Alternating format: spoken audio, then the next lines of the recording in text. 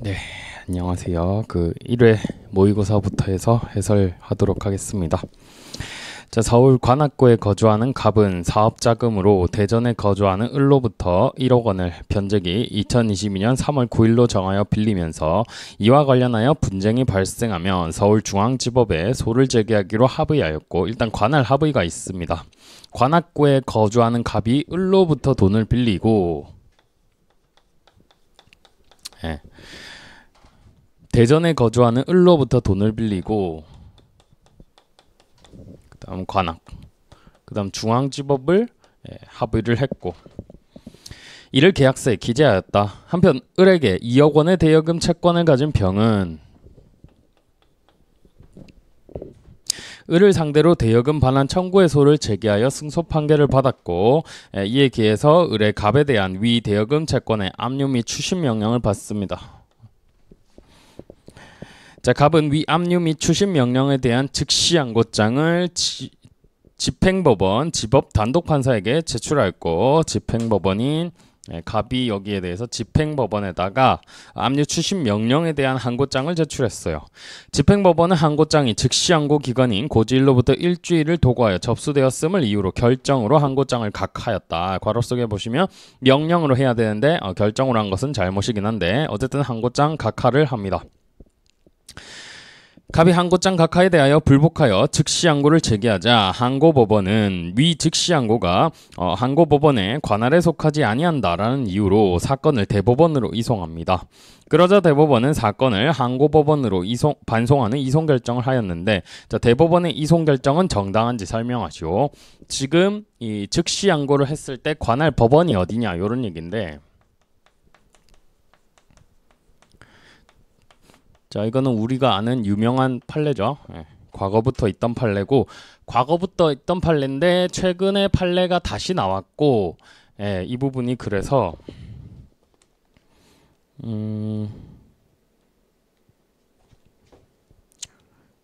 이 부분이 지금 기출 표시가 대책에 돼 있나 보러 가는데,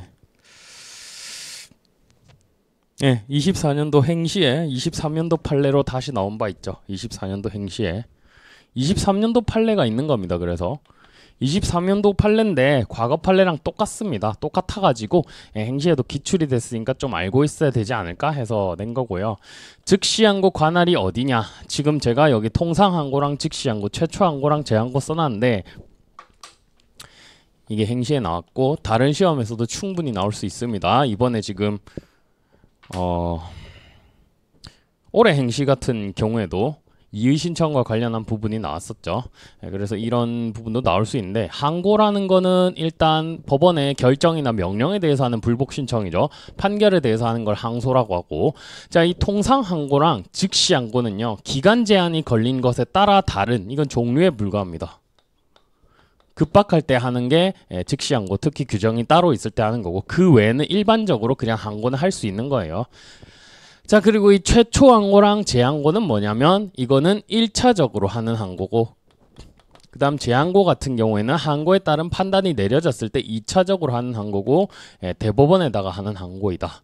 즉 즉시 항고인지 통상 항고인지 정리를 정하고, 즉시 항고라 할지라도 1차적인 것에 대해서 하는 항고인지 2차적인 것에 대하여 하는 항고인지 다른데, 지금 여기서 법원이 판단한 게 항고법원이요, 진해관을 아니라면서 대법원으로 이송했다라는 거는 이 즉시항고의 종류로 선택을 했고 재항고로 봤다는 거죠. 근데 우리는 판결 결론을 알고 있습니다. 이거는 재항고가 아니죠. 압류 및 추심 명령, 이 명령에 대해서 항고를 했으니까 그러면은, 자, 이거는요 새로 내려진 압류 및 추심 명령에 대해서 하는 1차적 항고입니다. 1차적 항고이고, 이 경우에는 1차적 항고이니까 최초 항고에 해당하고, 최초 항고니까 항고법원이 판결을 해야 되는데 대법원으로 갔으니까 잘못했죠. 이송이 잘못되었는데, 이송은 잘못되었다 하더라도 구속력이 있죠.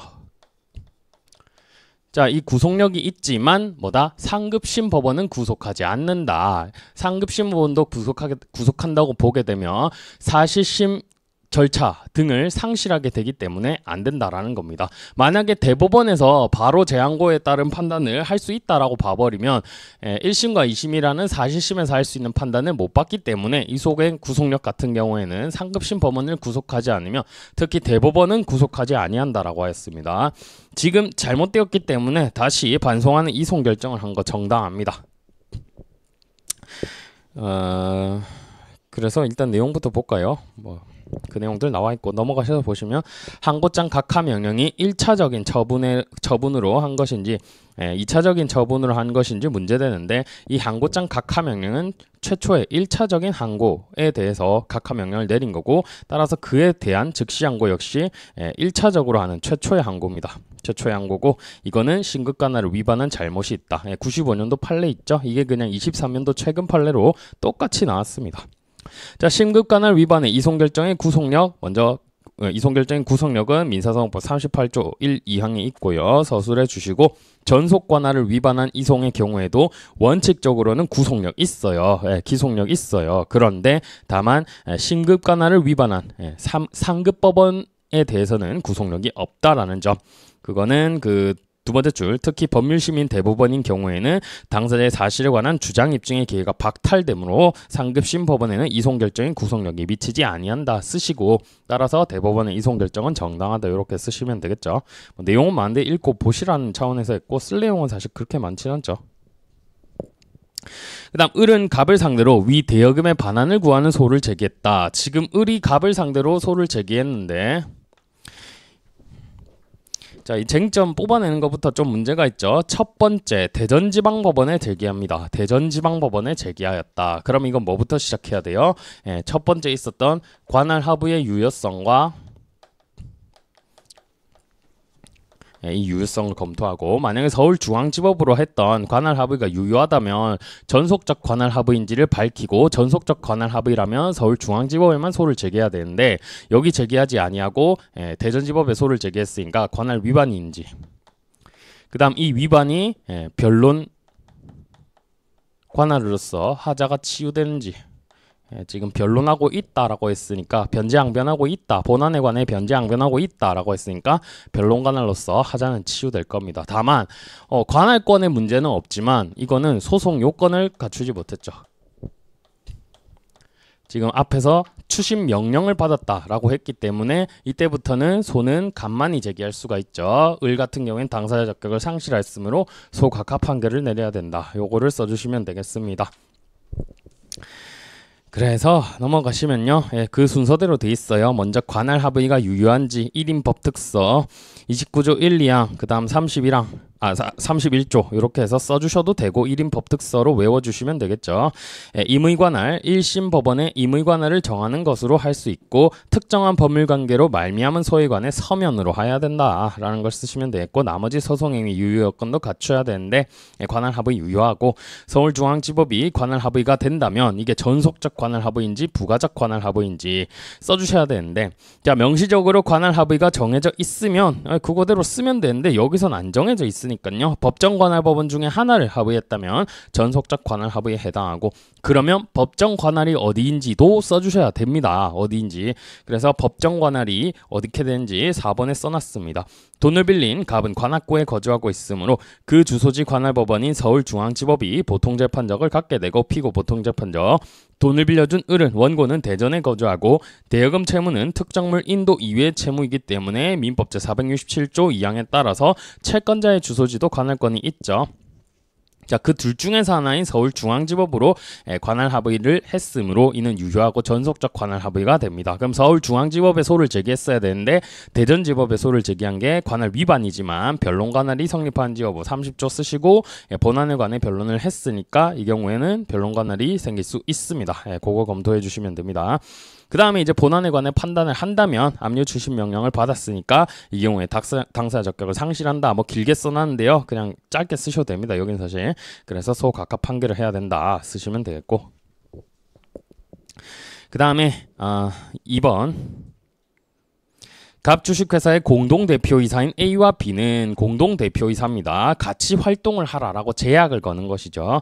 을을 상대로 물품 대금 3억 원의 지급을 구하는 소를 제기했는데 A, B와 을이 출석한 변론기일에서 을은 3억 원의 물품 대금 중 2억 원을 변제하였다고 주장했는데 A는 그러한 사실이 없다고 진술하였고 B는 그러한 사실이 있다고 진술합니다. 둘이 모순되는 진술을 했을 때 어떻게 처리해야 되는지 관련된 문제가 나오는데 이때 관련되는 게 둘 다 공동 대표죠.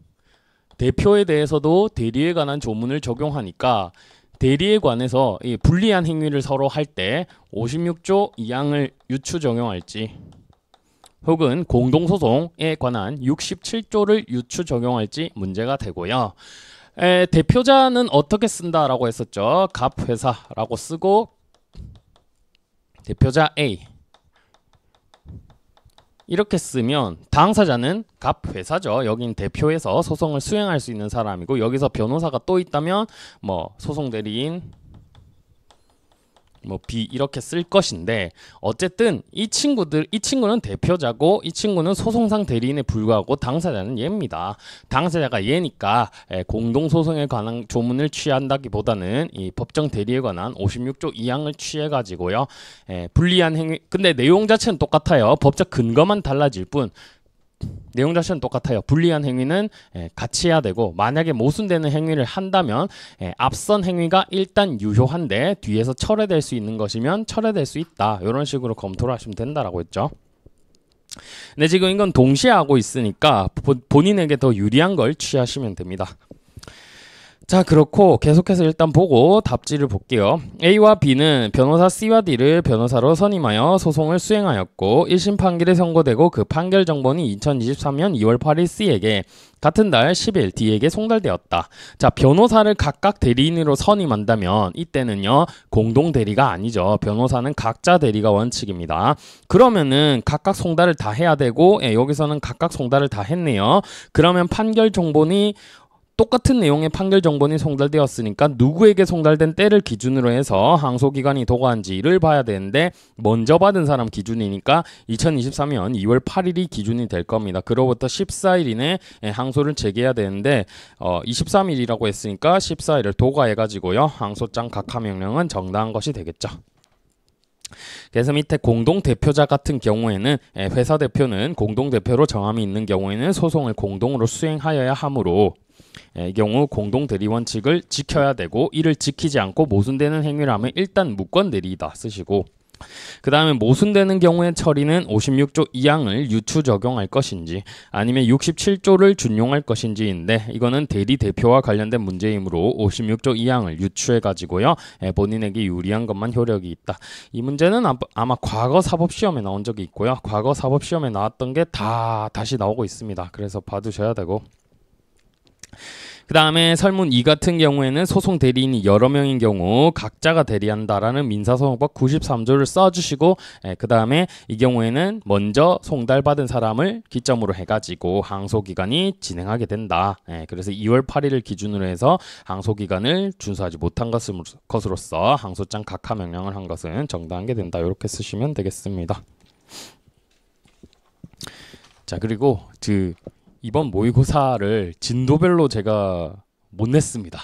그래서 2회차부터는 조금 더 뒤에까지 나옵니다. 그걸 감안하시고 공부하시면 될 것 같아요. 이 민사소송은 사실 제 모의고사 목차부터 볼까요? 이 모의고사 사례집 목차부터 보면은 소송의 주체 이게 하루치 거의 나오고 그 다음에 소송 절차와 관련해서는 생각보다 소송물에 관한 거랑 그 다음에 중복제소라든지 이게 좀 뒤에 쟁점들이랑 섞여 있어요. 그래서 이걸 따로 물을 수가 없습니다. 따로 물을 수가 없고 어차피 우리 시험은 전범위에서 출제가 되니까 이런 것들 감안해가지고 조금 섞여져 있습니다. 그래서 기판력이 앞에 등장하기도 하고 공동소송도 앞에 등장하기도 하니까 그 좀 감안해서 보시면 좋을 것 같고요. 일단 이 책에서는 행시나 법행이나 변호사 시험이나 변리사 시험이 다 있는데 보통 민법에서는 행시 같은 경우에는 특정 주제가 출제가 많이 되고 법행은 최근 판례 플러스 기본 법리로 나오고 이제 변호사 시험은 전반적으로 나와가지고 변시랑 조금씩 유형이 다르고 변시가 조금 더 디테일하게 묻는 측면이 있긴 하고 행시 같은 경우엔 제도적 디테일을 많이 묻는데 민사소송에 있어서는 다 똑같습니다. 네, 다 똑같습니다. 그 이유는 민사소송에 있어서는 변리사 시험이 제일 어려워서 그렇습니다. 그래서 변리사 시험이 있기 때문에 나머지 국가고시들이 조금 비슷하고요. 변리사 시험이 조금 더 어렵게 출제됩니다. 그래서 변리사 시험에 그래서 특정 주제가 출제가 되면 다른 시험에서도 그게 좀 따라 출제되는 경향이 있어요. 그래서 변리사 시험이랑 다른 시험들 다 참조해가지고 나오는 거 보시면 되겠고 올해도 지금 변리사 시험 이미 쳤을 텐데 나온 주제 같은 경우에는 제가 강의 끝날 때까지 해서 말씀을 드리도록 하겠습니다. 물론 제 블로그에도 글을 올릴 거고. 자, 그래서 오늘 진도 소송의 주체부터 보도록 하겠습니다. 제척 이후 행시부터 등장하고 있는데 갑은 을을 상대로 대여금 반환을 청구하는 소를 제기하였는데 제1심에서 졌어요. 그래서 항소를 합니다. 그런데 갑은 항소심 재판부 구성원이 A 법관과 B 법관의 공정성을 의심하였다. 그럼 제척도는 깊이 나올 거 알고 계셔야겠고 갑은 항소심 패소 판결을 받은 후 A 법관이 제1심 소송 계속 중 최종 변론 기일이나 판결의 합의 또는 원심의 판단 대상이 되는 중간 재판에 관여하지는 않았지만 우리가 외워야 될 걸 문제에다 써서 줬네요. 최종 변론 기일이나 판결의 합의 등에 관여한 것을 전심 관여라고 했었죠. 근데 여기 관여 안 했대요. 대신 최종 변론 기일 전 일부 변론 기일의 변론, 증거조사 및 기일 지정에 관여한 사실과 자, 이 법관이 일부 변론 기일엔 참여를 했지만 자, 변론 기일이 이렇게 뭐 1일, 2일, 3일 마지막에 최종 변론 기일에서 뭐 여기 최종 변론기일 사실심 변론 종결 해가지고 이때부터 기간이 조금 있어야 판사들이 판결문을 쓰겠죠. 그러고 여기 판결의 선고가 이루어지게 될 겁니다. 판결의 선고가 이루어지게 되는데 이게 기간이 짧지 않죠. 보통 1심 판결을 6개월 내에 끝내라라고 하는데 우리 법원은 훈시 규정으로 해석하고 있어가지고 1심 판결이 이렇게 빨리 안 끝납니다. 근데 우리 판사분들은 순환보직이 있으니까 중간에 A라는 판사가 했다가 다른 데 이직 갈 수 있죠. 서울에 있다가 지방으로 갈 수도 있죠. 그러면 이제 바뀌겠죠. 이런 B라는 판사로 바뀌겠고요. 중간에 이렇게 바뀔 수 있습니다. 이렇게 바뀔 수 있고 또 중간에 C로 바뀌어요. 이럴 때 중간에 하는 게 변론의 갱신이죠. 우리 게임 같은 거 하면 세이브하고 로드한다라고 하듯이 이 갱신, 일본식 한자인 걸로 제가 알고 있는 갱신이죠. 이렇게 갱신을 해가지고 A가 진행하고 있던 소송을 B가 이어받아서 계속하는 걸로 취급이 됩니다. 변론을 갱신하는 절차를 밟게 되고요. 자, 이때 A, B, C 판사가 관여한 것 중에 이 최종 변론에 관여하고 마지막에 판결문 작성 전에 평의에 참여한 판사, 요 판사는 전심에 관여한 것, 즉 이 판결 자체에 관여한 판사가 되는데 예를 들어 그 전에 있던 중간 판결 등에 관여한 A와 B가 자 이게 1심이었어요. 1심이 났고 보직 이동이 되어서 2심 법원에 가 있다. 2심 법원에 가 있다. 뭐 항소부에 보직 이동을 했다거나 고등법원 판사로 가 있다라고 한다면 얘가 1심이니까 2심의 전심인 1심이니까 전심 관여한 것이 되느냐 이런 문제인데 중간 판결 등에 관여한 것은 전심 관여가 아니죠. 그래서 아니니까 여기서 보듯이 우리가 외워줘야 되는 게 최종 변론 기일이나 판결의 합의 등에 관여해야 되는 거예요. 그래서 그전 일부 변론 기일의 변론, 그 다음에 증거조사 및 기일 지정에 관여한 경우에는요, 판결의 합의에 관여한 경우가 아닙니다. 전심재판에 관여한 경우가 아니라는 거. 자, 그 다음에 B법관이 제1심 법원의 소송 계속 중 다른 법원에 근무하고 있었으나 제1심 법원의 촉탁에 따라 증거조사를 한 사실을 알게 되었다. 이 소송 자체가 예를 들어 서울에서 게시가 되었고 증거가 만들어진 곳이 예를 들어서 뭐 혹은 장소를 조사해야 되는 곳이 지방의 뭐 부산이다. 그러면 그쪽에다가 부탁을 할 수 있겠죠. 증거를 조사 좀 해달라 촉탁할 수 있겠죠. 이렇게 법원의 촉탁에 따라 증거조사를 한 사실이 있다면 이것도 전심 관여한 것이 아닙니다. 증거를 조사했을 뿐이니까. 따라서 갑은 항소심 판결에 대해 AB 법관에게 제척 사유인 전심 관여가 있었으므로 배척되어야 한다라고 주장하지만 정당한 게 아니죠. 그래서 밑에 보시면 제척에 관해서 민사소송법 41조 쓰고 그 다음 전심 관여에 대해서 원래는 이걸 외워서 써야 되는데 친절하게 문제에서 제시를 해줬기 때문에 이걸 인용해서 쓰시면 되는데 원래는 외우셔야 돼요. 최종 변론과 판결의 합의에 관여. 종국 판결과 더불어 상급심의 판단을 받는 중간적 재판에 관여. 최종 변론 전의 변론이나 증거조사 또는 기일 지정과 같은 소송 지휘상의 재판에 관여한 경우는 포함되지 아니한다. 그래서 A 법관의 경우에 참여한 것이 아니고 그다음 B 법관의 경우에도 촉탁에 따른 증거조사를 한 것에 불과해 관여한 것이 아닙니다.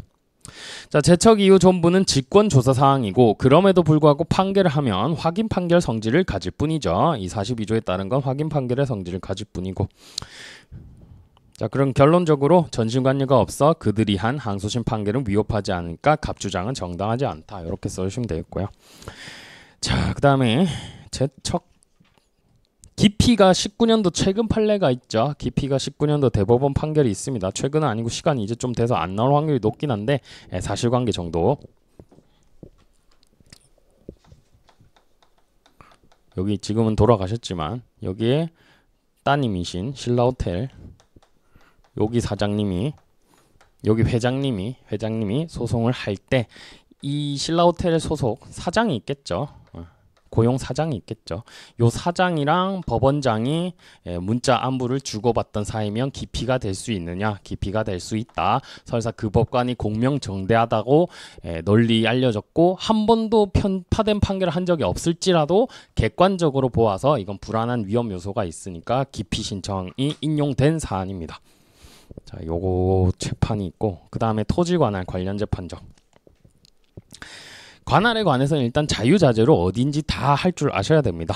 자, 버섯 재배업자인 을은 버섯 판매업자인 병과 신선도가 떨어지는 버섯을 속여 판매하기로 공모하고 병은 소매업자 갑에게 위 버섯을 공급하는 계약을 갑과 체결하였다. 갑은 불량 버섯에 대한 소비자들의 항의가 빗발치자 이를 확인하는 과정에서 을병이 공동불법행위 저지른 사실을 알게 되었고 을병을 상대로 서울중앙지법에 불법행위로 인한 1억 원의 손배 청구의 소를 제기하였다. 갑의 주소지는 인천광역시이고 을의 주소지는 서울 서초구이며 병의 주소지는 대전이다.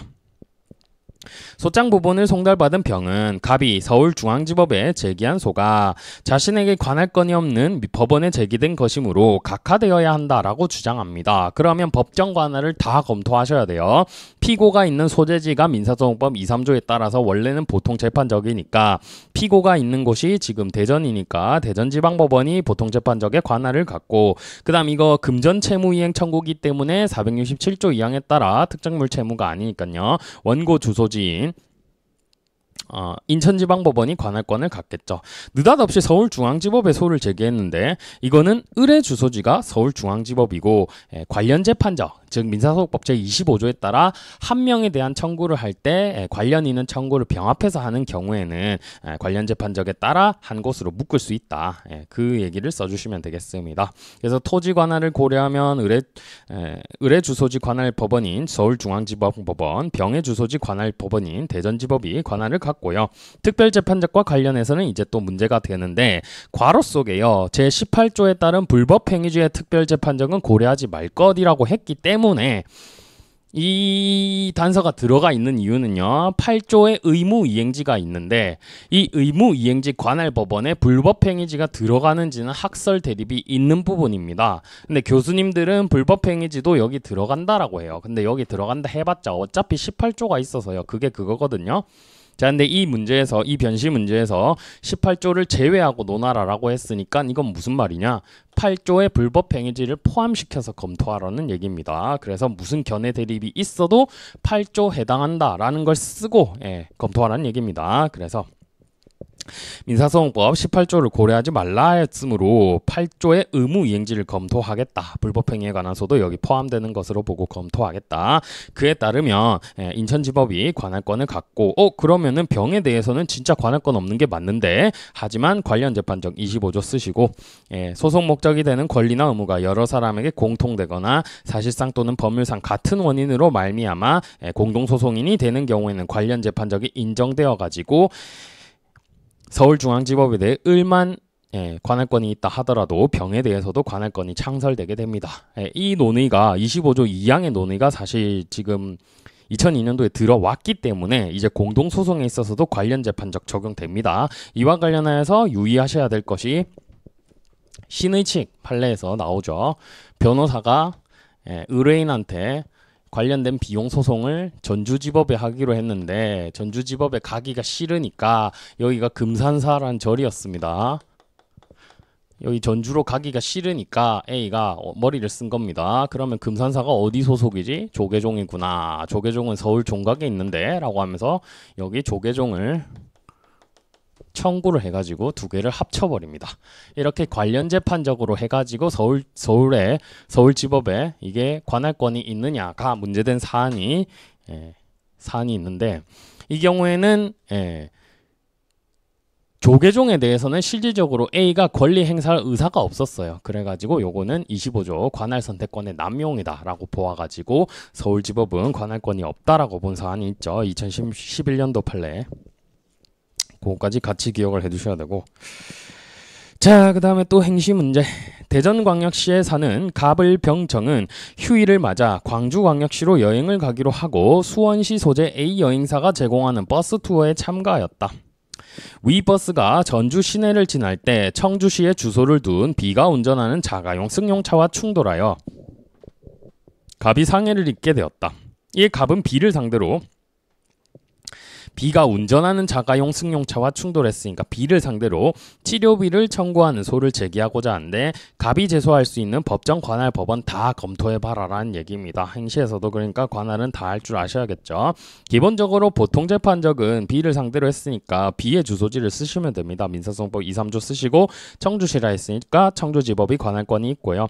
그 다음에 특별재판적과 관련해서 불법행위 손배 청구니까 또 민사소송법 8조 그 다음 18조 둘 다 검토하시면 되는데 여긴 변시 문제와 달리 불법행위지 제외하라 한 적 없으니까 자신만의 견해를 택해가지고요 둘 다 검토해 주시면 됩니다. 8조 같은 경우에는 불법행위에 관한 소를 포함된다라고 보게 되면은 이 경우에도 어차피 금전지급 청구니까 원고 주소지가 되고요. 18조 같은 경우에는 불법 행위지도 대상이 되겠죠. 관할권을 가진 대상이 됩니다. 전주 시내를 지날 때니까요. 18조를 취하게 되면 사고 발생지인 전주지방법원도 관할권이 되고요.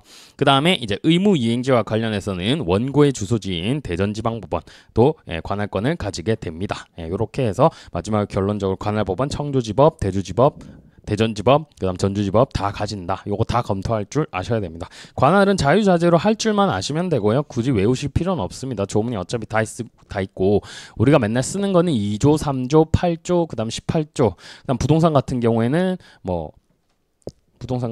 두 개가 있죠. 등기소 소재지. 그거 그냥 써주시면 됩니다. 20조랑 21조. 자, 그 다음에 초기 변시 문제. 아마 봤던 사례일 것 같은데 갑은 2009년 3월 1일로부터 서울 강남구 소재 대한빌딩 중 1, 2층을 임대차 기간 2년으로 약정에 임차했고 위 임대차 계약서 말미에 본 임대차와 관련하여 소송 필요가 있을 땐 서울중앙지법 관할 합의가 있네요. 서울중앙지법 관할 합의가 있고 갑은 을에게 위 임대보증금 1억 원을 지급한 후 위 건물에서 육고기 뷔페라는 상호로 음식점을 경영하고 있다. 갑은 도축업자인 병에게서 돼지고기를 구입하여 왔는데 육고기 뷔페의 경영 악화로 적자가 계속되어 병에게 돼지고기 구입 대금을 제때 지급하지 못해 외상 대금이 1억 원을 넘게 되었다. 이에 병이 갑에게 위 외상 대금을 갚을 것을 여러 차례 독촉하자 갑은 부득이 임대차 보증금 반환 채권을 병에게 양도하였고 을에 대한 보증금 반환 채권을 병에게 양도하였고 자 그러면 병이 지금 양수 채권을 갖게 되었죠. 갑은 을에게 내용증명 우편으로 위 채권 양도 사실을 통지하여 다음날 을이 위 내용증명 우편을 직접 수령하였다. 그러면 앞에서 했던 관할 합의, 서울중앙지법으로 하는 관할 합의가 채권 양도로서 같이 이전하느냐? 여기서 민법에서 우리가 배웠던 채권 양도의 개념, 채권은 동일성을 유지하면서 이전하니까 거기에 붙은 관할 합의도 같이 이전하겠구나라는 걸 생각하시면 되겠죠. 자, 여기까지만 보셔도 될 것 같아요. 3번의 문제를 보면 관할 합의에 관한 특약이 병에게 효력이 미치는가, 채권을 양수한 자에게 미치는가인데 배점이 좀 크죠. 배점이 좀 큰데 관할 합의가 유효한지부터 검토하시면 되고요. 옛날 변시는 배점이 좀 이상합니다. 그래서 그냥 그건 큰 의미를 안 두셔도 돼요. 저는 배점도 생각해서 답안 작성하라고 하는데 옛날 변시는 크게 의미 안 두셔도 됩니다. 그래서 관할 합의 유효한 거 1인 법특서 그냥 쓰시면 되겠고 29조 내지 31조 쓰고 유효하다. 유효하고 오른쪽에 가시면 관할 합의의 종류 전속적 관할 합의인지 부가적 관할 합의인지 검토해야 되는데 이걸 위해서는 법정 관할 합의를 모두 다 써야 되는데 맨날 쓰는 조문만 쓰니까 저는 그냥 넘어가겠습니다. 채권자인 임차인 갑의 주소지 채권자의 주소지 서울 동부지법 그 다음에 상대방의 주소지 이거는 서울중앙지법 여기가 보통재판적이 되죠. 그 중에서도 서울중앙지법을 관할법원으로 삼았으니까 전속적 관할 합의를 한 것이 되는 것까지 검토해 주시면 되고요. 관할 합의 효력의 주관적 범위 특약을 한 개 양수인에게 승계되는지 자 볼드는 중요하니까 제가 볼드를 해놨겠죠. 지명채권과 같이 권리관계 내용을 당사자가 자유롭게 정할 수 있는 경우에는 관할 합의 효력은 특정 승계인에게도 미친다. 그리고 채권은 동일성을 유지하면서 이전하니까 역시 미치고요.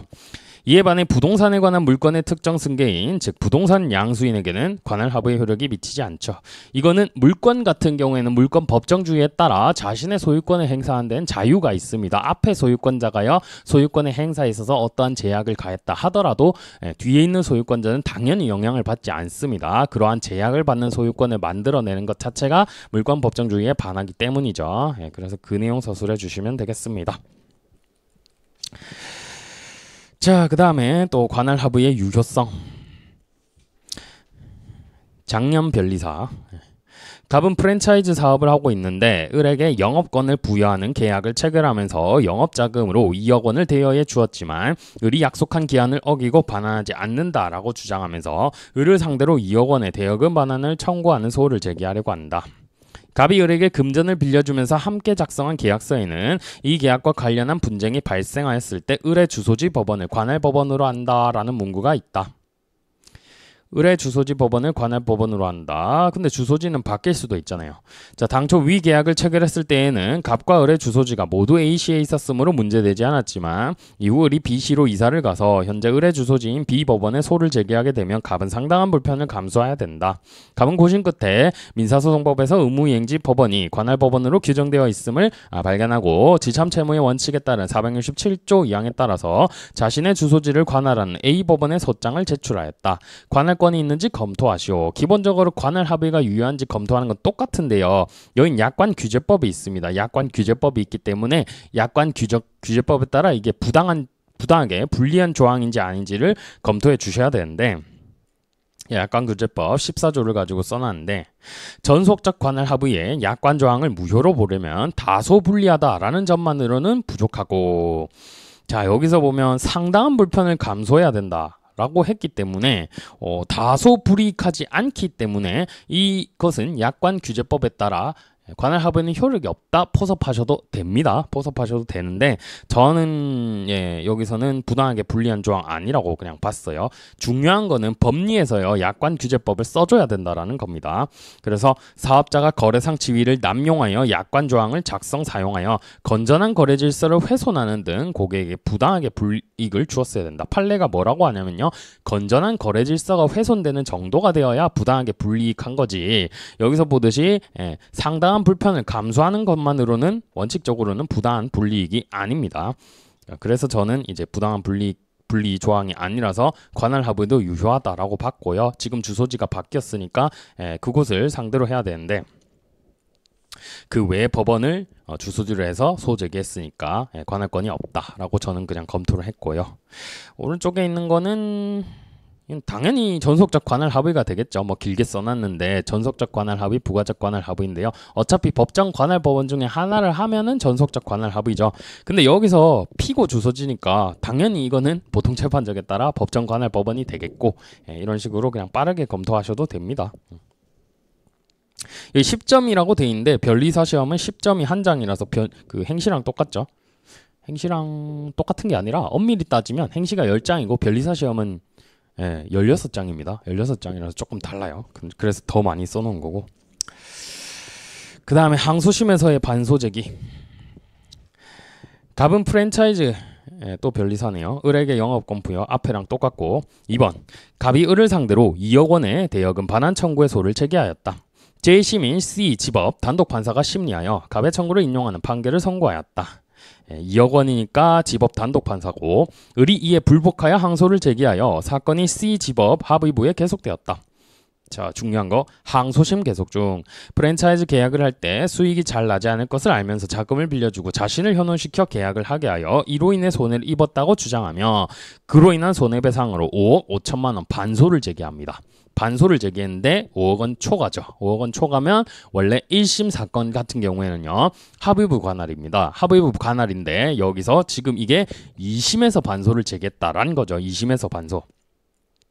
자, 갑은 을의 반소 제기에 동의하였다. 이 경우 법원은 C 지방법원의 상급 법원인 D 고등법원으로 사건을 이송하여야 하는지 설명하시오라고 되어 있는데 사물 관할을 정하는 것은 1심 관할 법원을 정하는 거니까 2심에서 1심 관할 법원이 바뀌었다라고 해서 이송할 필요는 없죠. 그 내용을 가지고 서술해 주시면 되고요. 이건 사실 변시 모의고사에 먼저 나왔던 내용입니다. 그래서 1심 여기가 집업 단독 그러면 2심은 집업 합의부가 될 것이고 3심은 무조건 대법원이죠.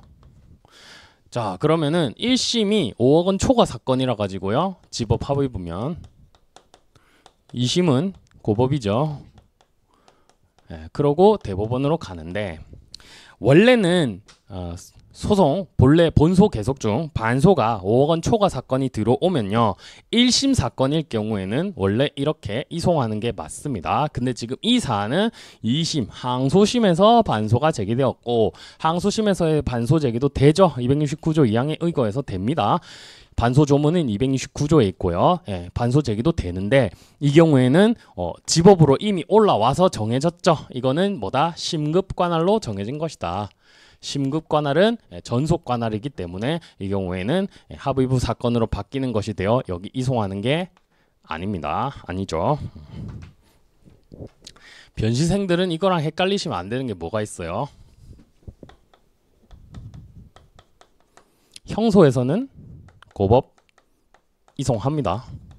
형소에서는 고법 이송합니다. 사건이 더 엄한 사건, 중한 사건이 되면 고법 이송합니다. 요걸랑 헷갈리시면 안 돼요. 이거는 뭐 인권 보호 등을 위함이겠죠. 근데 민사에서는 이심하지 않습니다. 자, 그렇고 그 내용이 이제 적혀져 있는 걸 봅시다. 항소심에서의 반소제기 적법성 412조 1항에 있고요. 항소심에서의 반소제기 적법성. 그다음 사물관할이 뭔지에 관해서는 민사 및 가사소송의 사물관할에 관한 규칙이 있으니까 이거는 찾아보기 쉽지 않겠죠. 5억 원을 기준으로 해서 판단하시면 되겠습니다. 보다 엄밀히 하자면 사실 2억 원 넘어가는 사건은 집업 합의부에서 하기도 하는데 그냥 5억 원 기준으로만 기억하고 계시면 되겠고요. 그 다음 본소가 단독 사건인데 피고가 반소로 합의부 사건에 속하는 청구를 하면 269조 2항에 따라 원래 합의부로 이송을 하는데 이 사안은 지금 항소심에서 반소 제기를 한 경우라 가지고요. 자, 두 번째 문단 여기 핵심이 다 있습니다. 단독 사건의 2심에서 합의부 사물관할에 속하는 청구로 확장되더라도 관할에는 영향이 없다. 왜냐하면 항소심은 신급관할로 사물관할과 무관하게 법령으로 정해지는 전속관할이기 때문이다. 이렇게 그 세 줄이 제일 중요한 거죠. 따라서 이송할 수 없습니다. 이송 못하고요. 순식간에 당사자로 갑니다. 당사자로. 그래서 앞부분에 중요한 게 제척 기피, 그 다음에 관할과 관련해서 특허 소송과 관련한 관할권들이 최근 판례가 좀 있는데 특허 소송이라 가지고 다른 국가 고시에는 좀 나오기가 어렵지 않을까 싶긴 해요. 근데 이제 특허 소송일 경우에도 그 전속관할, 특허권 같은 경우에는 전속관할을 규정하고 있고 이송할 수 있는 게 있죠. 조문들이. 그것들은 반드시 내용을 정리해두고 계셔야 됩니다. 재판이 어쨌든 있기 때문에. 자, 그리고 당사자 능력으로 넘어갑니다. 당사자 능력에 있어서는 우리가 제일 처음 해야 되는 게 당사자 확정의 문제, 누구를 당사자로 볼 것이냐, 실지주 표시설의 문제. 그 다음 재소전 사망 같은 경우에는 당사자를 확정했을 때 죽은 자라면 원칙적으로 소는 부적법 각하되고 판결이 내려진다 하더라도 대립당사자 구조가 성립하지 않아 무효라는 점인데 이 경우에도 우리가 사람이 죽었을 경우에는 표시정정을 통해서 상속인으로 보정해가지고 계속해서 소송을 수행할 수 있는 방법을 열어놓고 있죠. 우리 판례가. 자, 사례 7번은 소송 중 사망입니다. 소송 중 사망이고 변호사가 존재하는 경우. A 주식회사는 2009년 1월 3일 의뢰 대리님을 자처하는 갑으로부터 을 소유 X 부동산을 매수하는 계약을 체결했고,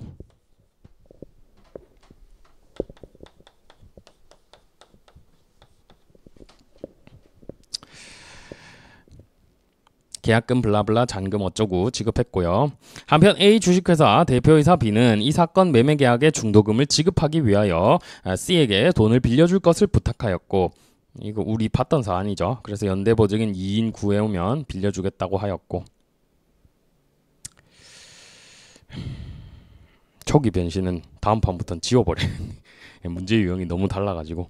그 다음 B는 우선 당시 A 주식회사의 이사로 있던 D에게 사정을 설명하고 연대보증을 허락받았고, 그 다음 알지 못하는 E에게 부탁했고, 어쨌든 이렇게 체결했고, A 주식회사 대표이사 B는 위 차용금 채무의 변제기가 다가오자 C를 찾아가 몇 개월만 더 변제기를 연장해달라고 부탁하여 2010년 2월 1일 C와 사이에서 채무 변제기를 연장하기로 했고, 이거 보증인에게 효력이 있고, 한편 D는 A 주식회사의 이사직을 사임한 후 퇴직하였고, 그 직후 C에게 이사직을 사임하였으므로 연대보증계약 해지한다라고 통보하였다. C는 A 주식회사 측에 대여금의 지급을 촉구하였으나 지급받지 못하자 C1 변호사에게 소송을 의뢰하였고, C1이 C의 소송 대리인이 되어 D 및 E를 상대로 연대보증 채무 이행을 구한 소를 제기하였다. D는 C의 소장을 송달받은 후 변호사 D1을 소송 대리인으로 선임하면서 일체 소송 행위와 반소의 제기 및 응소, 상소의 제기 및 취하, 상소제기 특별수권을 받았습니다. 그 다음 소의 취하화의 포기 인락 등 권한을 위임하였다. 그 다음 E는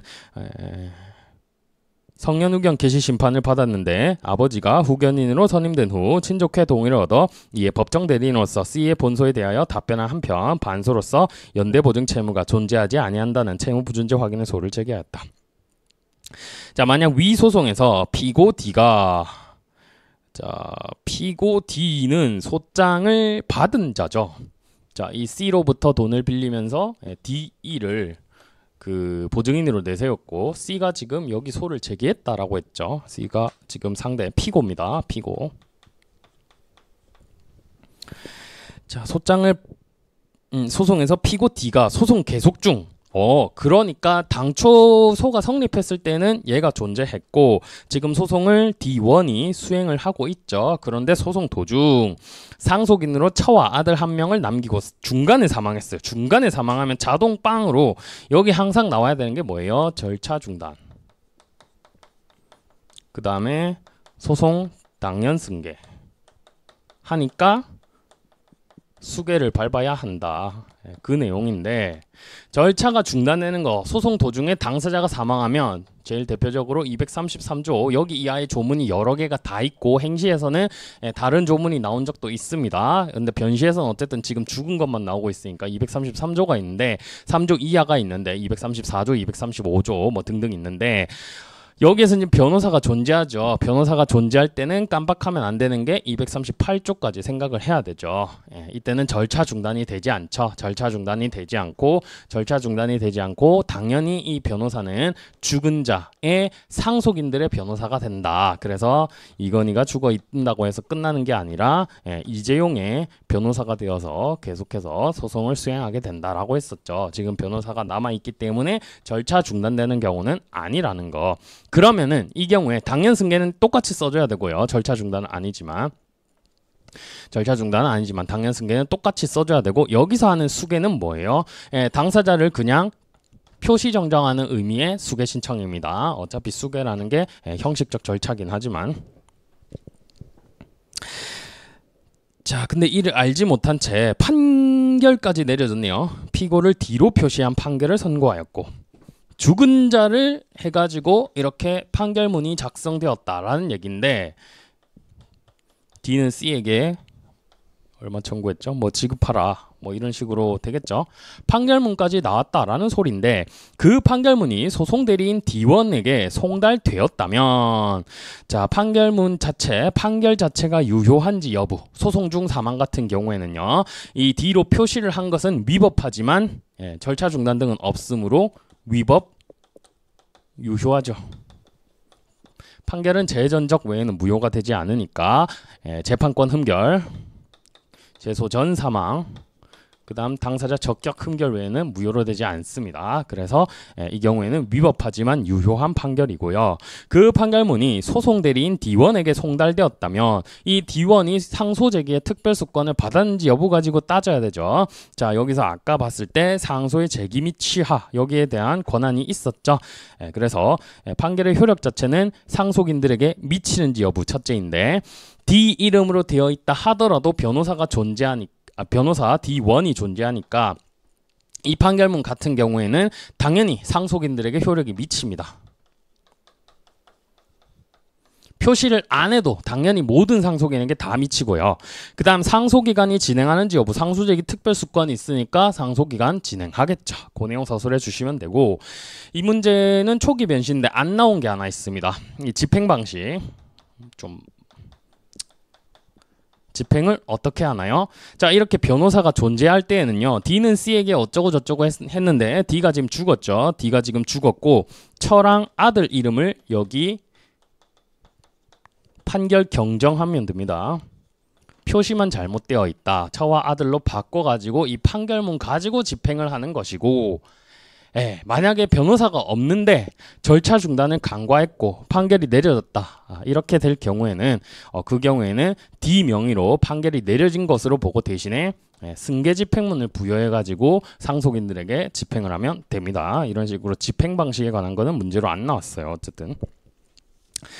자, 그래서 이 내용들 써주시면 되는데 먼저 소송 중 사망과 절차 중단 여부 이거는 뭐 항상 똑같이 쓰시면 돼요. 233조 이하 조문이랑 238조 그 다음 소송의 당연 승계 소송 중 당사자가 사망하면 그때부터 그 소송은 그의 지위를 당연히 이어받는 상속인들과의 관계에서 대립당사자 구조를 형성하여 존재하게 되는 것이고 다만 상속인들이 그 소송을 이어받는 외형상의 절차인 소송 수계를 밟을 때까지 절차가 중단될 뿐이다. 자, 우리 민법에서도 잠정적으로 모든 실체법적 권리와 의무가 당연 승계되죠. 그 당연 승계에 의거해 가지고 소송 자체도 당연 수계되는 겁니다. 당연 수계되는데 이 경우에는 형식적으로 수계하는 이어받는 절차를 거쳐야 된다라는 거고요. 자, 판결 선고의 효력 소송 대리인 D1이 계속해서 소송 대리인이 되니까 이 경우에는 판결 선고도 적법 유효하고요. 상소기간 진행 여부는 상소제기 특별수권인지 가지고 따지는데 신급대리 원칙을 인정하고 있는 우리 판례의 태도상 상소제기 특별수권이 있으면 그에 따라서 상소제기를 할 권한까지 가지고 상소제기 기간이 지났거나 그 다음에 상소를 제기했거나 이 경우에 신급대리 원칙에 따라 상소제기하고 난 다음에 중단이 되는 것이죠. 상소제기 특별수권이라는 거는 원래 당사자가 죽은 때 중단되는데 변호사가 있다면 변호사가 있다면 원칙은 판결 정본 송달 시 중단이죠. 이때가 원칙 중단인데 다시 상소제기 특별수권 있다면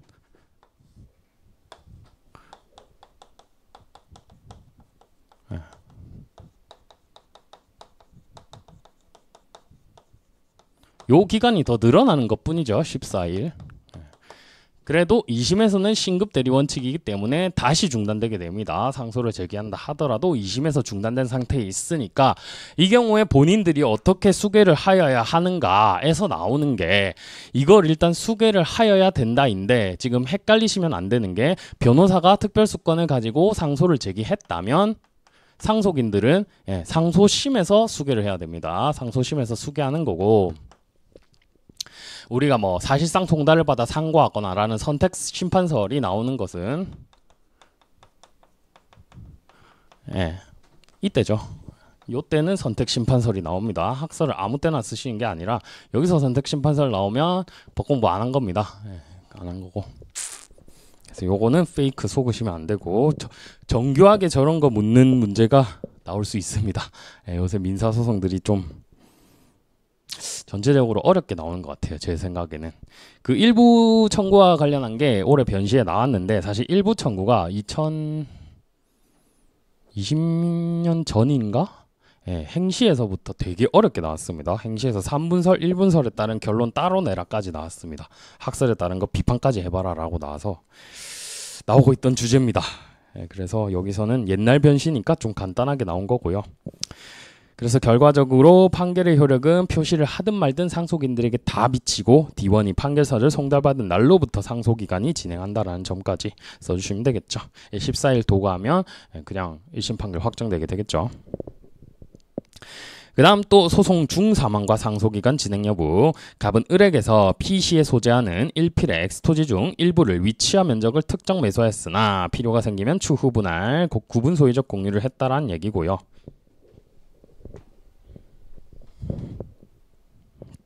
추가된 사실관계. 갑과 을은 각자 소유하는 토지 부분 외에 독자적으로 건축 허가를 받아 각자 건물을 짓고 각 건물 공사 마치고, 그 다음 갑과 을은 공동으로 정액에서 건축 자금을 빌리면서 토지 전체 저당권을 설정해 주었다. 이후 건물은 완성되었으나 준공검사를 받지 못해 등기를 하지 못하고 있던 차에 사정이 더욱 나빠져 갑을이 원금과 이자를 연체하게 되어 결국 저당권이 실행되었고, 임의 경매를 통해 무가 소유권을 이전 등기를 격려합니다. 무는 갑과 을에게 법률상 근거 없이 엑스토지를 점유하고 있다라는 이유로 각 건물의 철거 및 엑스토지 인도를 청구하였고, 유효적자나 항변을 모두 하였고, 소송의 경과. 무가 위 소송 도중에 사망하였으나, 무가 사망하였으나 변호사 A가 무를 소송 대리하고 있었기 때문에 소송 도중 사망이고 원고 측 소송 도중 사망이고요. 이 경우에도 절차 중단 여부를 판별해야 되는데 변호사가 있다라고 했으니까 238조에 따라 절차 중단되지 않고 이건 문제에서 제시를 해놨네요. 그런데 무의 유일한 상속인인 B가 미처 소송 수계를 신청하지 않은 상태에서 변론이 종결되고 제1심 판결이 선고되었다. 상관없습니다. 변호사가 있기 때문에 그냥 표시만을 바꾸면 돼요. 나중에 B를 그냥 추가하면 됩니다. 위 판결 선고 이후 B가 소송 수계를 하지 않은 상태에서 변호사 A에게 판결 정본이 송달되었다면 위 판결이 확정되는지 여부, 이거 확정되는지 여부는 상소제기 특별수권인지만 찾아보시면 되죠. 자, 상소제기 특별수권 여부는 안 나와 있는 것 같네요. 그래서 그거를 각 경우의 수로 나누어 서술하시오라고 되어 있습니다. 상소제기 특별수권이 있는 경우에는요, 변호사 A에게 판결 정본이 송달되면 14일의 기간이 진행합니다. B가 빠져 있어도 상관없어요. 어차피 정당하게 표시 안 되어도 A, B 모두에게 미칩니다. 당연 승계하기 때문에.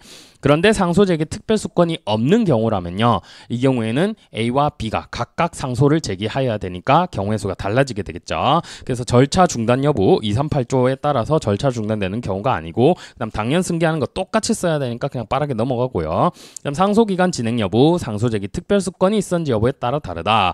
신급대리 원칙상 판결 정본이 소송 대리인에게 송달된 때 절차는 중단되는데, 상소제기 특별수권이 소송 대리인에게 없다면 판결 정본이 송달되어도 상소기간이 진행하지 않으니까 어떻게 해야 돼요? A와 B가 모두 수계 신청을 1심 법원에 하거나 사실상 송달을 받아 상소하고 항소심 법원에서 수계해도 되죠. 이게 선택설이죠. 여기서 나온 게 선택설이죠. 자, 그러나 상소제기 특별수권이 있다면 그로부터 2주의 항소기간이 진행하게 되고, 변호사가 상소를 제기하지 않으면 1심 판결이 그대로 확정되게 됩니다. 이거 경우의 수 나눠가지고 서술하라. 내용을 그냥 알고 있는지 물어보는 것이었고요. 구체적인 포섭이 중요한 사안은 아니었습니다. 그 다음에 또 당사자의 확정과 관련한 변시. 갑소유의 엑스토지에 관하여 을이 등기 서류를 위조하여 을명의 소유 등을 마쳤다. 이에 갑은 을을 상대로 소유권에 기한 방해 배제 청구로서 을명의 등기 말소 절차 이행을 구하는 소를 제기하였다. 이 사건 소 제기 전에, 자, 지금 피고인지 원고인지 항상 보셔야 돼요. 을이 이미 사망하였는데 이를 알지 못한 갑은 을을 상대로 소를 제기하였다. 제소 전 사망입니다. 이 사건 소 제기 후 갑은 피고를 을의 상속인인 H로 바꿀 수 있는지와 그 근거를 설명하시오. 자, 이때 문제 항상 나오는 게 제소전 사망의 경우에는 당사자 확정부터 꼭 써주셔야 되고, 여기 실질적 표시설 쓰셔가지고 원래는 표시된 사람 죽은 자가 당사자인데 이거 보정하는 방법으로서, 상속인으로 보정하는 방법으로서 정석적으로 하자면 표시정정설, 그 다음에 지금 우리 판례 확립된 판례고, 그 다음 고대 교수님들 피고 경정설 견해도 있는데 뭐 이거까지는 쓸 일이 없을 것 같고요. 그래도 이해는 하고 계셔야겠죠. 피고 경정이라는 피고를 바꿀 수 있는 조문이 들어왔으니까 형식적으로 죽은 사람이랑 상속인은 다른 사람인데 이게 어떻게 표시정정이냐, 이거 실질적 동일성이 인정될 때 하는 건데 어떻게 표시정정이냐, 피고경정을 해야 한다라는 견해도 있지만 정동윤 교수님을 비롯해서 이 견해는 취하지 않을 거고 우리 판례대로 표시정정설, 즉 실질적으로 같은 사람이다, 어차피 포괄 승계 당연 승계하니까 같은 사람이다 라고 해서 상속인으로 보정할 수 있도록 하자라고 합니다. 자, 이거에 대해서 이시윤 교수님께서는 이거는 의사설 아니냐, 원고의 의사를 고려한 거니까 의사설 아니냐라고 하시는 거고, 우리 김홍엽 교수님, 제가 거의 다 취하고 있는 실질적 표시설을 취하고 있죠. 실질적 표시설을 취해서 이것도 해석을 하고 계십니다. 그래서 이 경우에는 똑같다, 써진 거를 바탕으로 하면 얘인데 실질적으로 당사자의 의사를 탐구하면 표시된 거는 상속인으로 봐야 된다. 말장난이지 사실 정확히 말하면 이시훈 교수님 견해가 더 맞는 것 같죠. 근데 우리 판례대로 그냥 실질적 표시설로 써주시고, 보정 방법은 표시정정이구나, 동일성이 인정되는 표시정정이구나, 요 논의를 써서 주시면 됩니다.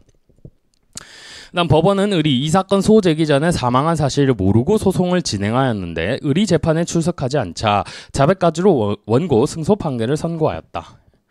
자, 소제기 전 재소전 사망 인데 판결을 선고하면요, 이건 그냥 무효죠. 재전적에서 전에 해당하니까 이건 무효입니다.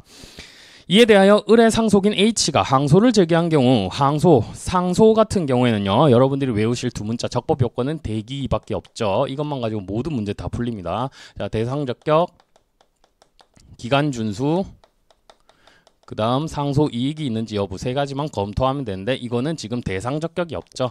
판결이 있어야 대상이 되는데 판결이 무효죠. 무효니까 이 경우에는 대상적격을 갖추지 못해서 항소는 부적법 각하 판결을 받아야 할 겁니다. 그 내용 서술해 주시면 돼요. 그래서 당사자의 학정과 관련해서 실질적 표시서 썼고, 재소전 사망 같은 경우에는 대립 당사자 구조가 흠결되어 가지고 보정이 없는 한 소를 각하합니다. 제가 말한 내용은 다 쓰셔야 되고요.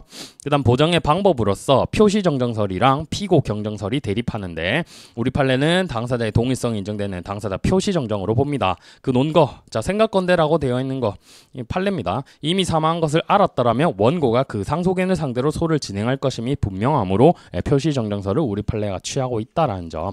그래서 표시정정으로 당사자를 바꿀 수 있고요. 항소를 물어봤기 때문에 대기 2로 검토하셔도 됩니다. 그래서 대상 적격을 갖추지 못해서 이건 당연 무효 판결이므로 항소 각하 판결을 내려야 한다. 이렇게 쓰시면 되겠습니다. 그 다음에 법행.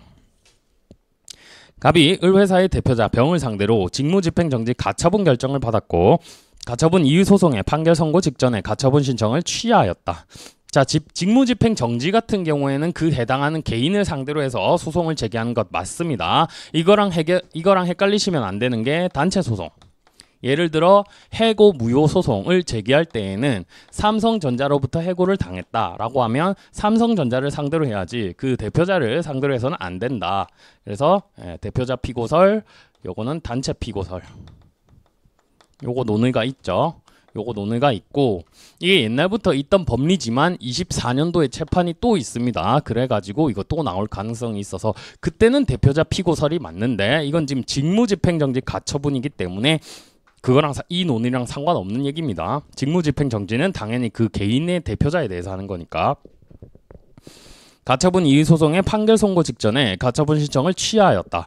이에 따라 병은 6개월 동안 을회사의 직무를 집행하지 못했고 제1심법원에 제출된 소장의 원고 표시란에는 을회사 대표자 병이라고 기재되어 있고 을회사의 대표라는 날인이 되어 있다. 소장 기재 청구 내용은 원고 병 및 을회사 소속 구성원 30명이 갑의 가처분으로 인해 정신적 고통을 입었으므로 손해배상으로서 원고 병 및 을회사 소속 구성원 30명에게 각 100만 원씩의 지급을 구한다라는 내용이다. 소장의 첨부 서류로 을회사 대표자 병을 선정 당사자로 하여 이 뭐야? 위에는 대표자라고 했고 뒤에는 첨부 서류로 선정 당사자로 하여 직무집행 정지가 됐으니까 이 사람은 대표권이 없죠 사실. 그러니까 우리가 선정 당사자로 다시 뽑았다. 개별적으로 선정해서 다시 뽑았다. 본 소송에 관한 모든 권한을 위임합니다 라는 내용으로 위임자 30명이 기명날이 난 위임장이 제출되었고 그 후 병 등 30명의 이름으로 소송 수행자로 선정한다 라는 내용의 선정서가 제출되었다. 1심과 항소심이 갈린 내용이 다 나와 있습니다. 제1심의 제1회 변론기일에 병은 을회사의 대표자로 이 사건 소송을 수행함이 아니고 을회사 소속 구성원 30명의 선정 당사자로 소송을 수행하고 있다라는 진술이 이루어졌고요. 자, 거기 밑줄 치시면 되겠죠. 제1심은 30명이 병을 선정 당사자로 선정하여 진행하는 소송으로 보고 절차를 진행하여 병 및 위 30명의 청구를 일부 인용하는 판결을 선고하였습니다. 그 다음 끊는 표시하시고, 이후 갑이 항소하였는데 항소심은 원고를 을회사로 보고 을회사의 항소장 부분을 송달하여 절차 진행하고요. 을회사의 청구를 기각하는 판결을 선고하였다. 을회사로 보면은요, 을회사의 주된 사무소 소재지로 송달이 가게 되고, 선정 당사자로 병을 보게 되면 병이 있는 주소지가 송달 장소로 보게 되겠죠. 그래서 어느 쪽이 타당한지 논하라라는 겁니다. 원고의 확정에 관한 거니까 실질적 표시서 쓰시면 되겠고, 표시된 바를 바탕으로 하면 청구 취지에는 을회사라고 돼 있고, 그 다음에 청구 원인 및 첨부 서류에는요, 선정 당사자라고 하고 있습니다. 어느 것이 맞느냐라는 거고 해석론의 문제이고요. 근데 더 많이 나와 있는 정보량이 뭐예요? 선정 당사자라는 거죠. 이렇다면 선정 당사자로 검토를 하라는 얘기입니다.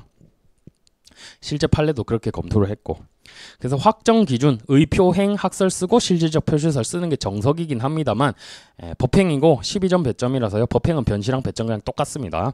그래서 이 경우에 짧게 써야 되니까 실질적 표시설만 썼고, 원고의 확정에 관한 제1심과 항소심 중 어디가 타당한지를 검토했는데 넘어가셔서요. 제가 포섭을 막 길게 해놨는데 여러분들 같은 경우에는 정보량을 바탕으로 해서 청구 원인 사실이나 첨부 서류의 바탕으로 생각해 볼 때 이거는 선정 당사자로 보아야 한다. 이렇게 포섭을 하시면 되겠고, 이 경우 병이 취할 수 있는 조치입니다.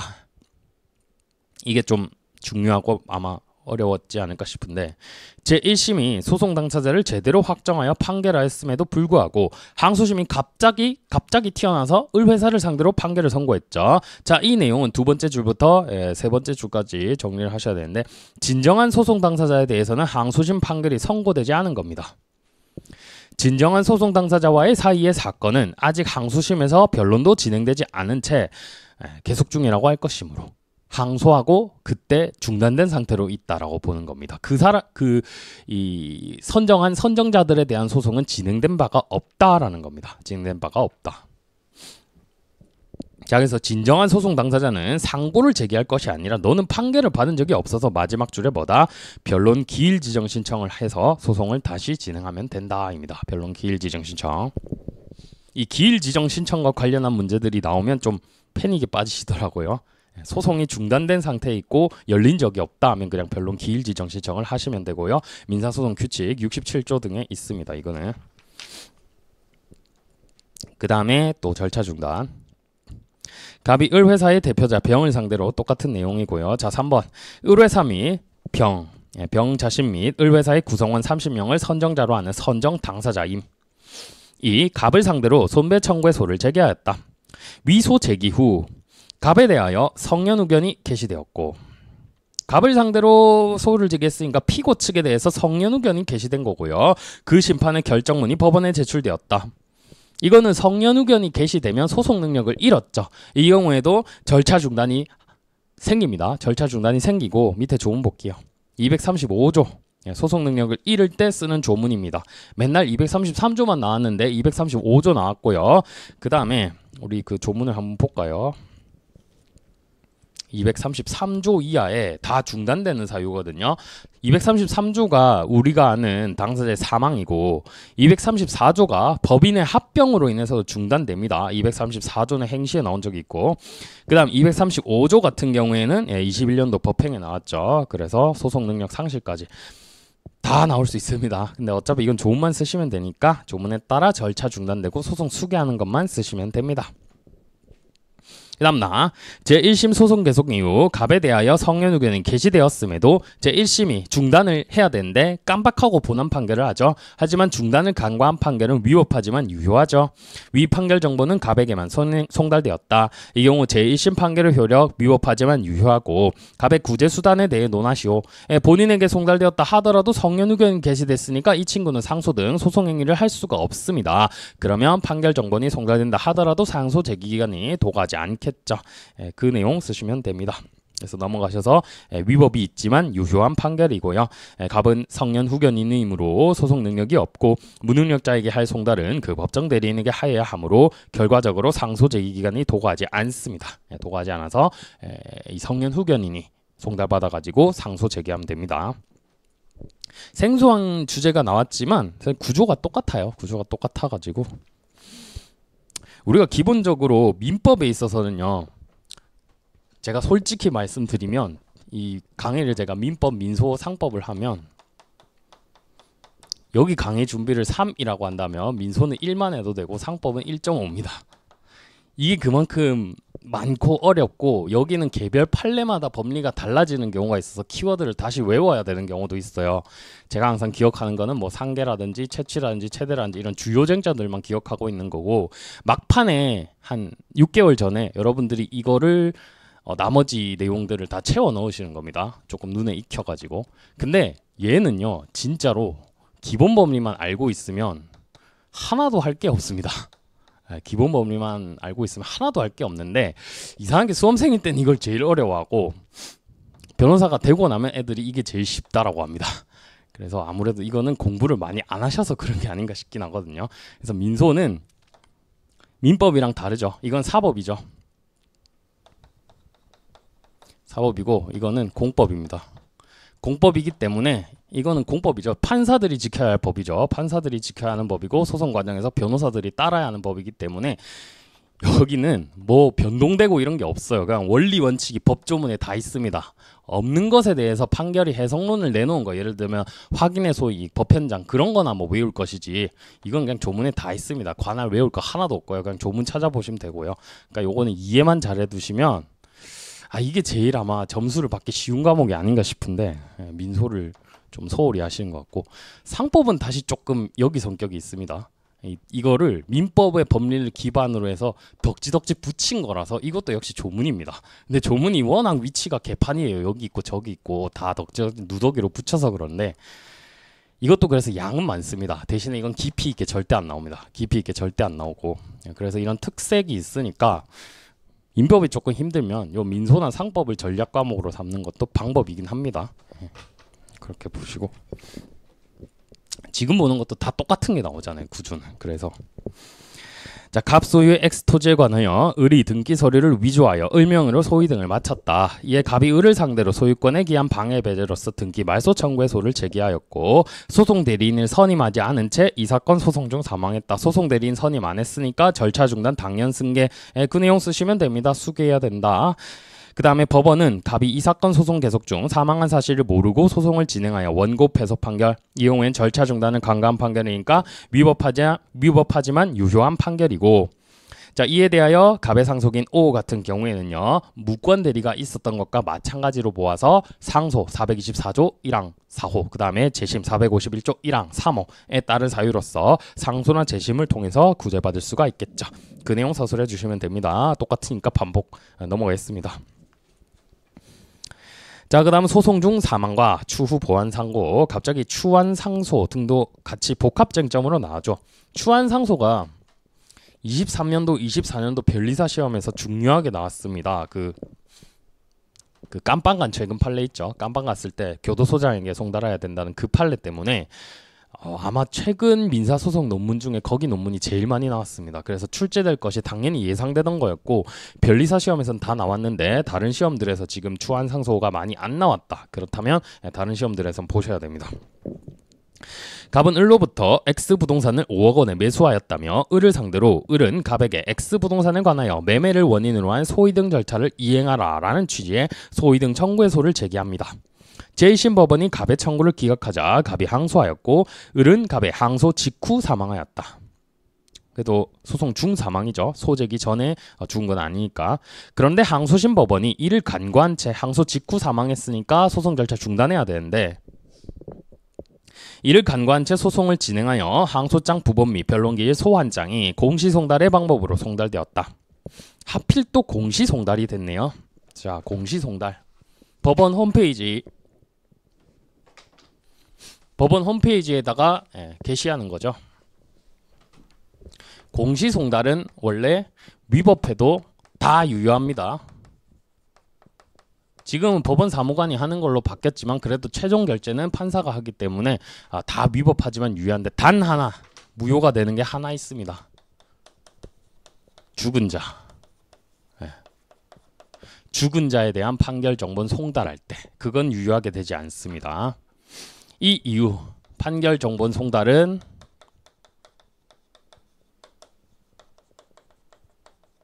뭐랑 관계돼 있어요? 상소 제기 기간이랑. 그래서 이거는 1심 판결을 확정시켜 버려서 기판력이 발생할 수 있으니까 강행 규정이라고 보아가지고 이익권 상실로 하자 치유되는 경우가 아니고 죽은 자에 대한 공시 송달은 무효가 됩니다. 무효가 된다. 요게 조금 핵심 내용이고. 자, 공시 송달로 송달되어도 이건 무효입니다.